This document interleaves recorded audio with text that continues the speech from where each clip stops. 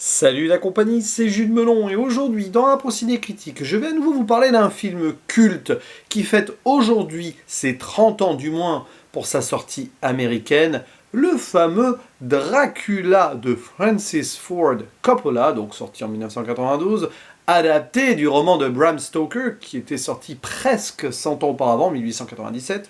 Limite, ils auraient pu attendre 5 ans pour vraiment tomber pile, mais bon, peu importe.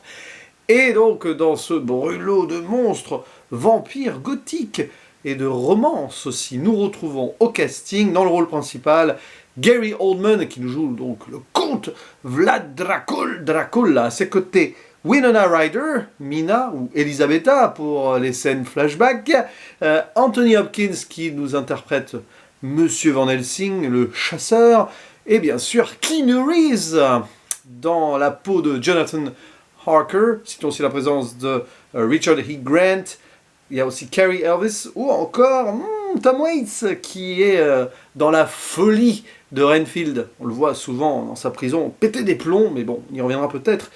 Dans l'analyse ici brève d'un brûlot que je revois pour au moins la 3e ou 4e fois, et avec lequel j'ai eu toujours quelques sentiments contrastés. Alors, avant de donner mon avis d'aujourd'hui, petit synopsis rapide, puisque l'histoire déjà débute dans le passé, en Transylvanie, en 1462, chute de Constantinople, tout ça, et un soldat chevalier roumain va être plus ou moins annoncé comme mort, sauf qu'il va survivre durant cette guerre, et son épouse, Elisabetta, en apprenant cela, va se suicider. Terrible ce qui va lui arriver donc à ce Vlad Tepes, Vlad Dracul, puisque en rentrant, il va se rendre compte que sa femme est morte, mais en plus, par rapport à l'église, son âme est damnée. Donc il va renier Dieu et devenir donc ce qui va être plus tard le vampire rejeté donc de l'humanité et vivre des années, on va le retrouver 4 siècles plus tard. Il a envie d'aller à Londres pour acquérir une abbaye, bon peu importe. Pour cela, il a besoin de faire signer des papiers.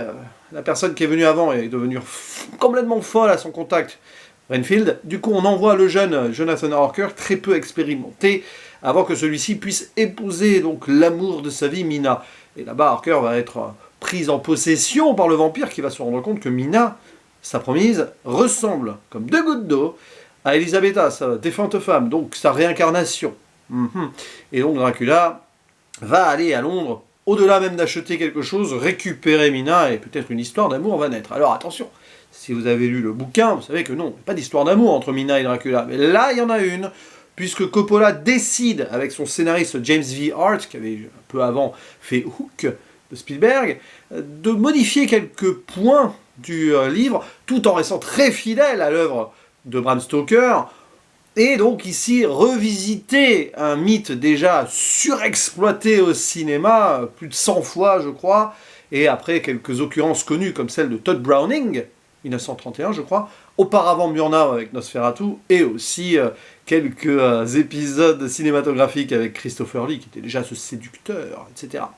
Et bref, ici, donc au revisionnage, je me rends compte que c'est un brûlot fascinant sur plein de points, notamment sur l'aspect esthétique et cinématographique global, mais j'ai un peu de mal, pas qu'il ait vieilli le film, en fait, paradoxalement non, mais dans la tonalité, à certains moments, je trouve que tout ce qui est surenchère, qui est forcément ici justifié, a du mal à passer sur moi avec le temps. Ça reste cependant un excellent film sur plein de points, déjà sur cet aspect mise en scène, couleur, jeu d'ombre, qui convoque profondément donc le cinéma d'avant, tout en le modernisant, parce que c'est un film qui est très large sur ce plan-là.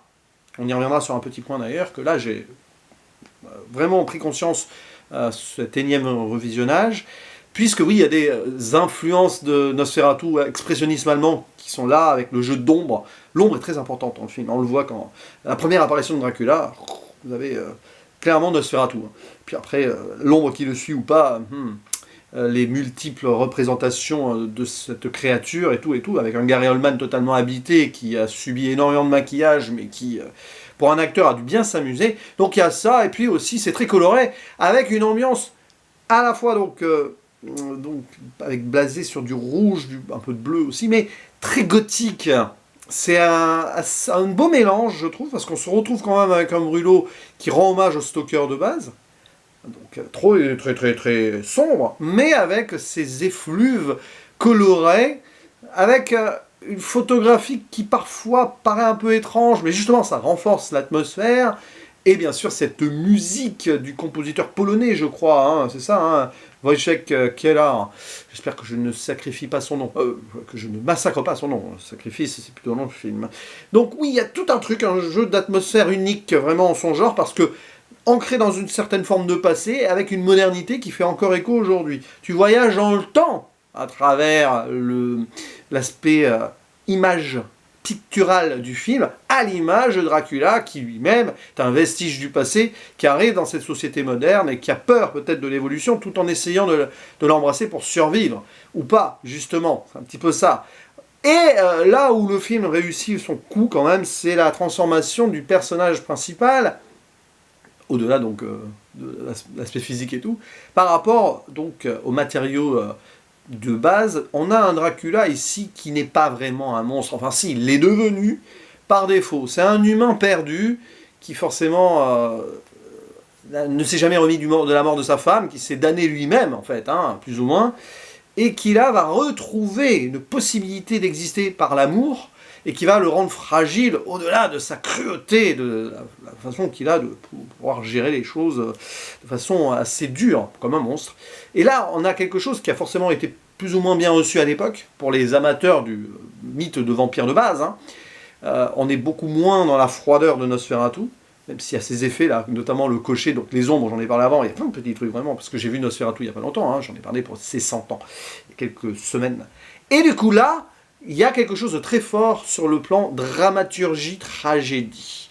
Avec cette idée de rédemption par l'amour aussi, qui va conclure le film de façon assez remarquable, avec cette fresque au plafond, j'en dis pas plus, mais si vous avez vu le film, vous comprenez, c'est sans spoiler pour celles et ceux qui ont envie de le découvrir. Donc là, ça fonctionne. Et donc cette traversée de Dracula à travers les âges, à travers les espaces aussi, puisqu'il passe de la Transylvanie à cette société moderne de Londres, moderne de l'époque, avec une petite critique sous-jacente de cet aspect bourgeoisie, aristocratie victorienne, à travers le personnage de Lucie, la très frivole, qui va être la première victime, la proie, mais en même temps, Mina qui ne se sent pas forcément bien dans cette société-là et qui a envie de s'émanciper, peut-être ainsi par l'amour qu'elle a pour son futur époux, oui, mais avec Dracula, elle va avoir la possibilité de voir ailleurs, de sortir de là, donc il y a un côté libération aussi intéressant, même sur l'aspect personnage féminin principal, bien interprété par Winona Ryder, hein. Je pense que c'est un de ses meilleurs rôles, objectivement. Bon, il y a eu Edouard Main-d'Argent aussi, hein, c'est au-dessus, parce que c'est Edouard Main-d'Argent. Mais là, voilà, il y a quelque chose qui fonctionne très bien, même si on est dans la surenchère perpétuelle, et qui est à la fois superbe sur ses effets de transition, couleurs et tout, j'en ai déjà parlé, sur l'aspect décor et costumes, mais c'est vrai qu'à certains moments, tu peux trouver ça un peu lourd. C'est par exemple pas le meilleur rôle pour moi d'Anthony Hopkins, même si il est très bien. Le personnage de Van Helsing aurait mérité plus de subtilité à mes yeux, mais il a aussi ce fanatisme-là, qui renvoie au fanatisme religieux dont a été peut-être victime Dracula. Il y a quand même un discours aussi là-dessus intéressant sur la croyance. C'est un film beaucoup plus, on va dire, dans une certaine dualité, enfin, riche en qu'en apparence. Il y a pas de c'est pas manichéen en soi, voilà, c'est ça que je voulais dire. Donc là-dessus, tu te questionnes pas mal sur l'humain et aussi donc ce qui est devenu non-humain, ou les morts et les vivants, et les non-morts ou les non-vivants, beaucoup de choses aussi. Évidemment, toutes les créatures qui vont avec, bon, on va pas revenir, hein, l'aspect sanguinolent, oui, bien sûr, il est là. Érotique, hein, là, on a le rapport entre la peur, le sang, l'érotisme, c'est assez charnel et flippant à la fois, c'est très années 90.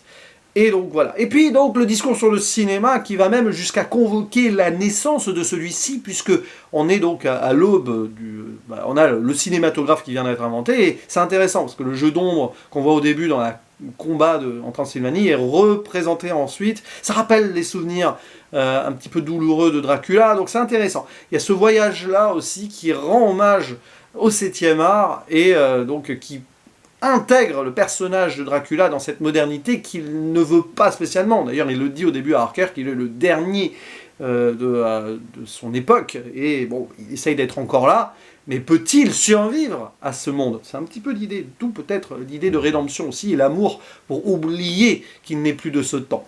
Beaucoup de choses donc sur ce film que je pourrais analyser pendant des heures, mais bon, il faudrait que j'écrive avant, que je réfléchisse, etc. Donc là, oui, j'ai réfléchi avant de faire cette vidéo, mais je la fais à chaud, comme d'habitude, en impro, sans texte sous les yeux.